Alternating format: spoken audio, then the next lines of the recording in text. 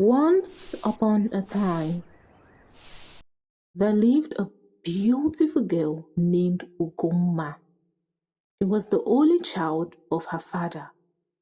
Her mother died years back due to a severe illness, and now her father, who was a very poor farmer, fell ill.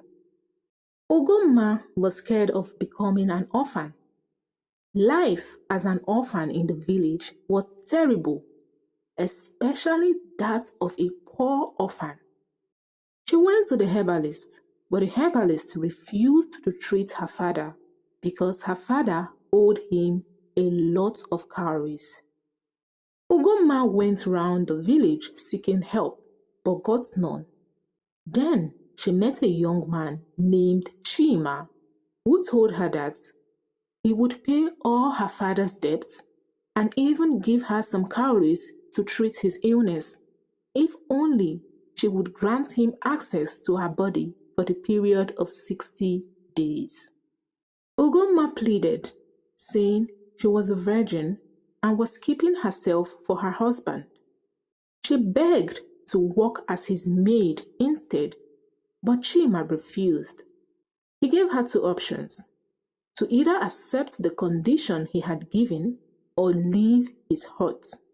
Chima was her only hope, so she accepted.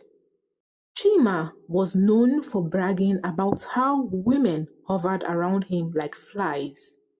He would even go as far as spreading the names of the maidens he had laid with. Ugomma had never imagined that one day she would be one of the numerous maidens Chima had laid with. She had a strong feeling that he was going to broadcast her name just like he had done to other maidens, but all she was more focused on was getting the money for her father's treatment. Her father's treatment mattered more than the shame she felt.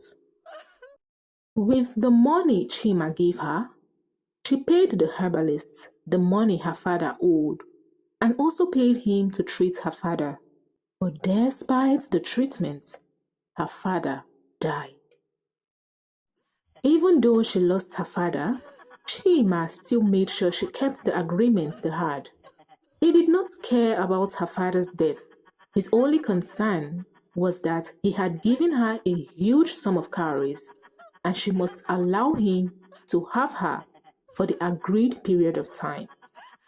Ugomma was filled with both pain and shame. The pain of losing her father and the shame of being one of Chima's pleasure objects. After 60 days, she was free from Chima, but was filled with so much sorrow.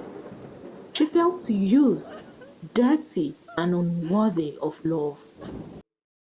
One day, she met a man, not just any man, but a young, hardworking, and wealthy man in the village.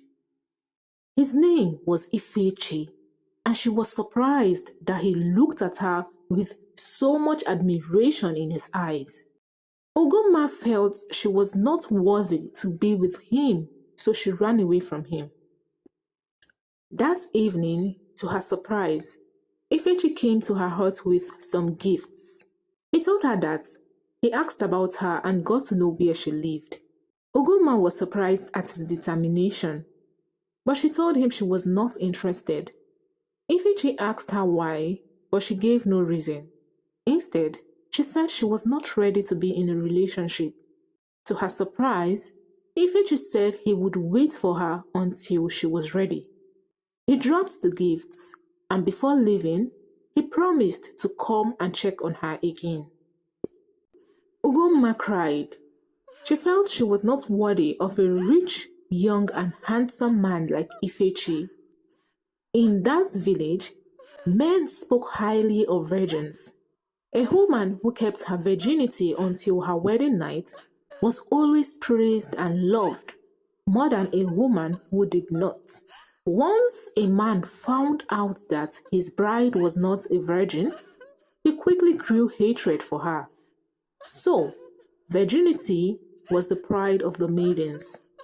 Ugomma did not want to go into a relationship with Ifechi because she feared that Ifechi might think she was still a virgin, and she wondered how he would react if he found out she was not.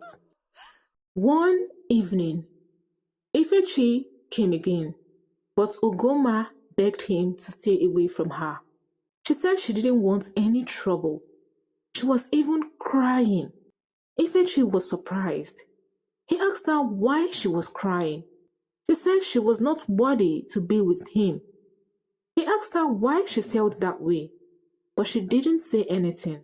Ifechi kept asking her to talk, and at last, she told him it was because she was poor. Ifechi laughed and told her that being poor was only a temporary thing. He said he loved her, not because of her situation, but because of her good heart. Ugomma nodded, but deep inside, she knew that was not the real reason. She only felt unworthy because she was not a virgin, but she used poverty as a cover. She felt guilty for hiding such a secret and wondered how long she would continue to live with that guilt. From that day, Ugomma started feeling free around Ifechi. Ifechi made sure she did not lack anything. One day, they went out together to a nice place where they sold hot bushmeat and the sweetest palm wine in the village. At that same place, Chima was sitting in one corner, almost hidden. They did not see him, but he saw them. Chima decided to greet Ifechi because Ifechi was a popular young man in the village. The moment Chima came to their table, Ugomma became very uncomfortable. Suddenly, she stood up and ran away crying, leaving Ifechi surprised. He wanted to run after her, but Chima held him back, laughing. Ifechi asked him why he was laughing. Instead of answering, Chima told Ifechi not to think of anything serious with Ugomma because she used to be one of his prostitutes. He said it would be a shame on Ifechi's name to be with such a loose girl. For the first time in his life, Ifechi felt a sharp pain in his heart. Nothing had ever pierced him the way that news did. For a moment, he hated Ugomma, but another part of him still wanted to hear from her, so he left and went after her. When Ifechi reached her hut, he met Ugomma outside crying. The moment Ugomma saw him, she quickly said she was sorry. Ifechi took that sorry as a proof that what Chima said was true. Anger rose in his heart.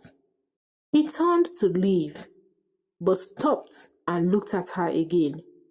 He wanted to ask why she hid such a thing from him, but he felt the question would sound foolish, so he turned again and walked away.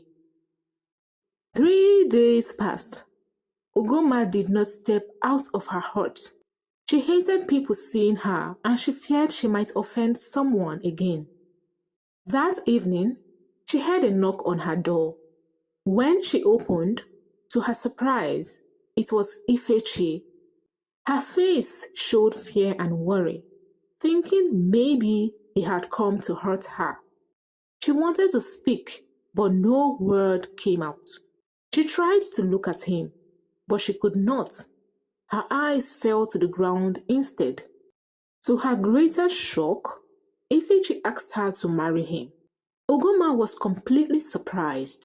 She called his name, trying to be sure if he knew what he was saying. But Ifechi repeated the same words, this time adding her name. Ugomma nodded her head, agreeing to marry him. Ifechi moved closer and told her that whatever happened was in the past. He said he loved her, not because of her story, but because of her good heart.